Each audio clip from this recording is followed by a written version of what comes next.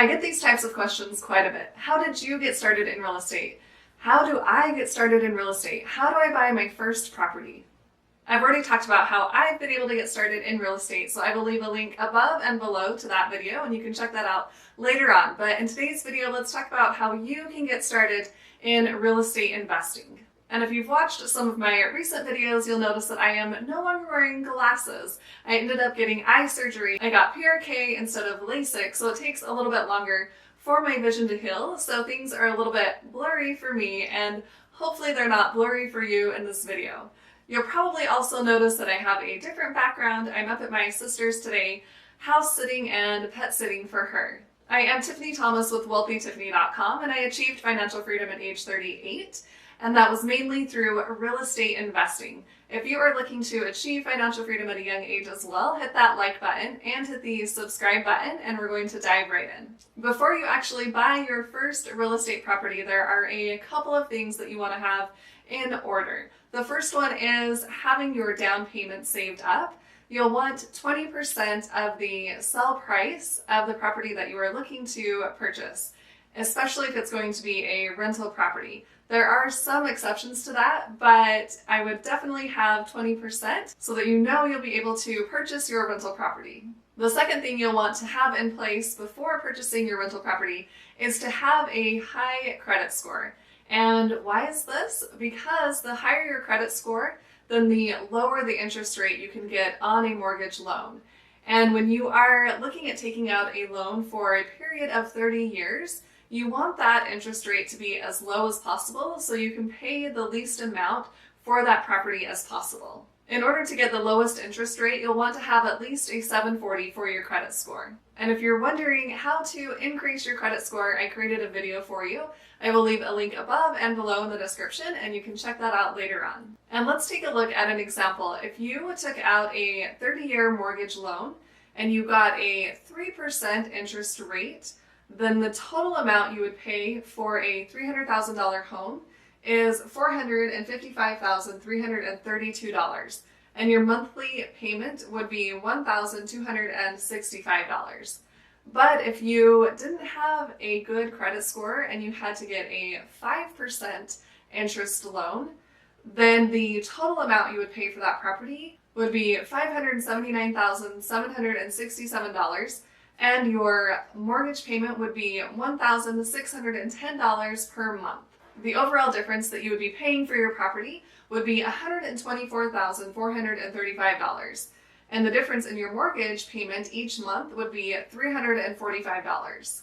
You can see there is quite a difference. If you are able to increase your credit score and get a lower interest rate, you will pay a lot less overall for the property. And if you aren't sure what your credit score is, I personally use Credit Karma to check on my credit score. It's a free website. They also have an app. I will leave my referral link below. If you want to set up an account with them, you can check on your credit score and they will give you tips on how to increase your credit score. All right, now that we have our down payment taken care of and our credit score is high, let's talk about the first step to buying a rental property. And that is to figure out how much house you can actually get approved for. You'll want to talk to a lender and see how much they are willing to approve you for. And they'll want your tax returns from the last 2 years. So make sure to have that information readily available. They will also want to check your credit score, but here is a tip for you. You can figure out your credit score beforehand, like with Credit Karma, like I mentioned, and you can tell them what your credit score is, and then they can run the numbers without actually pulling your credit score. So that way there isn't a hit on your credit, which will lower your credit score. And when you pull your credit, that only lasts for up to 120 days. If you don't find a property within that time frame, then they will have to pull your credit score again, and that will drop your credit score again. So this is a really good tip. Just know your credit score and give that to them, and then they can give you the amount that you would be approved for. They will also want to see a steady income history. So if you have a 9-to-5 job, then they will most likely want your paychecks, the last 2 or 3 paychecks. And if you are running your own business, they'll want to see that you have been in business for a while and that you do have a stable income. And you'll want to make sure and give them an accurate credit score because if you are giving them a higher credit score, they're going to tell you a lower interest rate, but you will be able to get that lower interest rate if your credit score isn't really that high. Now that you know how much you can get approved for, you want to figure out the area that you want to purchase the property in. For me, I like to buy in good areas that are safe and they are conveniently located to shopping centers and nearby the freeway, but not too close to the freeway because we don't want to hear the freeway noise. And I also look for properties that are pretty close to the canyons since I am in Utah. So think about things in the area that you are going to buy in that people would want to be near. I also pick properties that are near where I live. Since I am managing my properties on my own, I want to be close by so that when I show the property, I don't have to go super far, or if there's a problem that I need to go over there for, I don't have to make a long drive. Another thing to consider when you are looking at the area to purchase your real estate property in is the resell ability. So eventually you'll want to sell your property and you'll want to make sure that there isn't anything that's going to deter someone from buying your property. Now that you know where you want to invest in real estate, the third step is to find a real estate agent.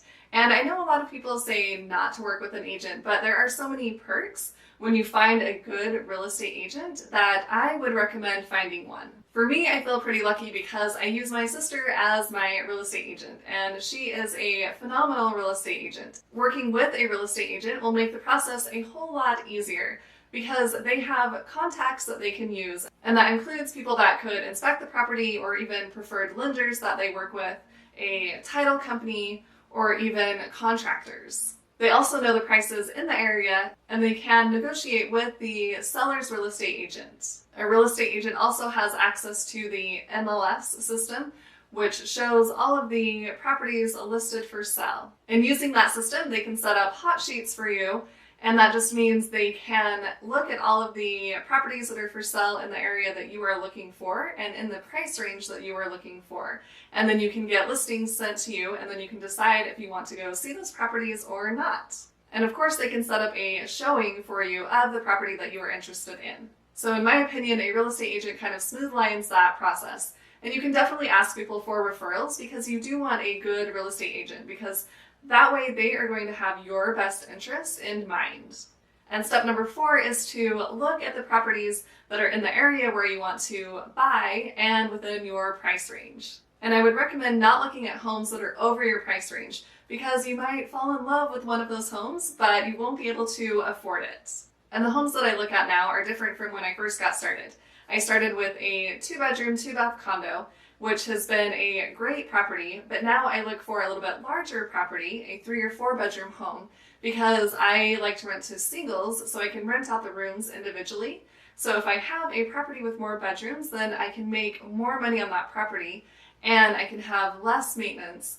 Whereas if I was to have 2 separate properties with 2 bedrooms each, then I would be taking care of 2 separate properties. When you find a property that you like, you want to make sure and run the numbers and make sure that the math works out.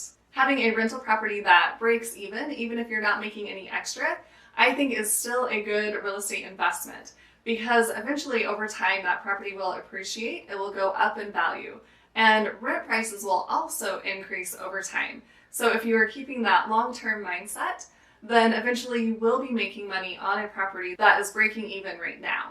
When you're running the numbers, you want to make sure to include your mortgage payment, your taxes, your insurance, any maintenance costs. And with older homes, there are going to be more maintenance costs associated with those. Also, if you're buying a property that has an HOA, a homeowners association, don't forget to include that fee when you are running your numbers. And you can look at properties in the area where you are looking to purchase and see how much rent prices are in that area, so you can get a good estimate on what you could rent your property for.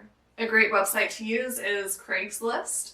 Unless you're in Utah, then a lot of people use KSL. And you can even check on Facebook to see if there are local groups where they have homes listed for rent.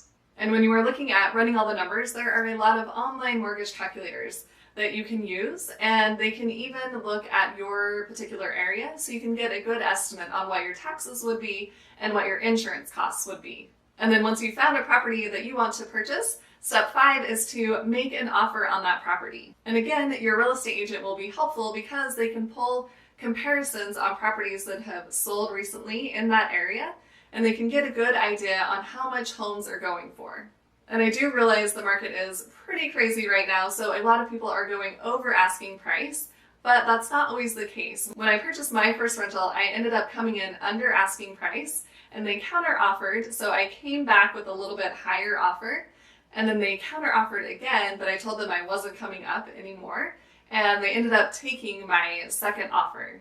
And your real estate agent will create the contract for you, and there are different terms that you can put in there. For example, if you don't want to purchase that property for over the appraisal price, then you can add that as a term in your contract. And also, I would make sure and get your house inspected before you buy it.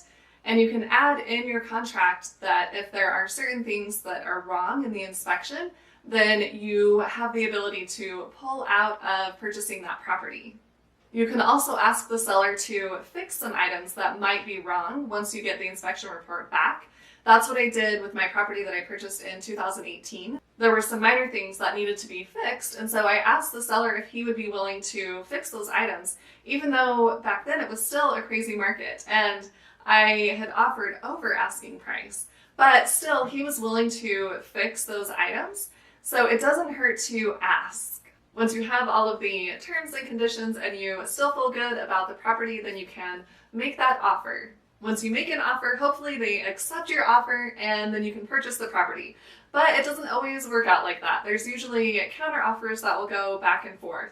Or there may be multiple offers on that property, so they may not end up choosing your offer, which is what happened to me. I did not put in just one offer on one house and get that property. I've put in multiple offers. You just have to keep trying until you do end up purchasing a property.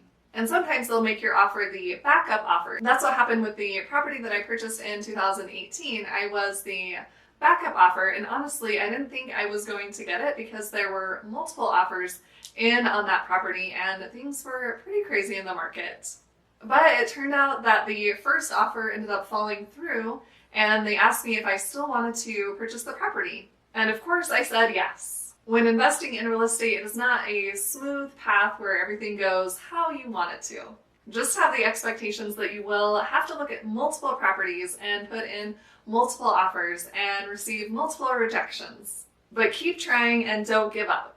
Those are the 5 steps to purchasing a rental property. And if you're wondering what to do after that, I have plenty of videos about real estate investing. I will leave a link above and below to my real estate investing playlist. Comment below and tell me if you are going to purchase a real estate investment property. And if you found this video helpful, please hit that like button and share it with someone else who would like to learn more about real estate investing. And hit the subscribe button to subscribe to my YouTube channel and hit the little bell to get notified on when I post new videos. Thanks so much for watching. I'll see you in the next video.